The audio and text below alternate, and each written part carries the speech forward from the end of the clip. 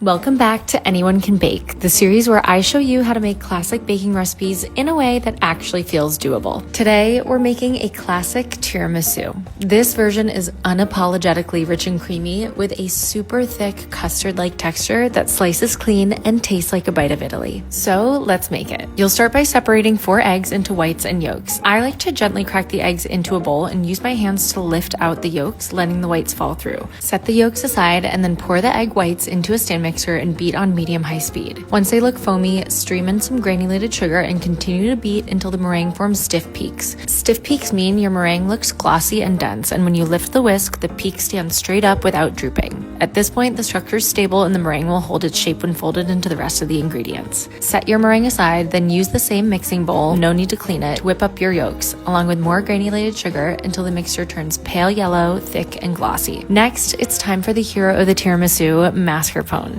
You want to use it cold from the fridge, which helps to keep the mixture as sturdy as possible. Mix this into your yolks on medium speed along with vanilla extract and rum until it's velvety smooth and looks almost like butter. Then remove your bowl from your stand mixer and gently fold in your meringue using a spatula. The goal here is to preserve as much air as possible so the filling doesn't deflate. So you want to gently sweep your spatula around the side of the bowl and lift the mixture up into the center, turning it over on itself. Continue to do this until your meringue is fully incorporated. Brew some coffee, really any type will do, and add in a splash of rum. Then open up a package of ladyfingers. Spread a small dollop of the mascarpone cream on the bottom of your dish, then soak your ladyfingers into the coffee, dipping them for only a second or two. Any longer and they'll absorb too much liquid and can disintegrate. Arrange them snugly in your dish, trimming or breaking any pieces as needed so there's no gaps. Top with half of your remaining mascarpone cream, then repeat the process with another layer of coffee-soaked ladyfingers and another layer of cream. At this point, you'll need to let your tiramisu rest for at least 4 hours, but up to 2 days.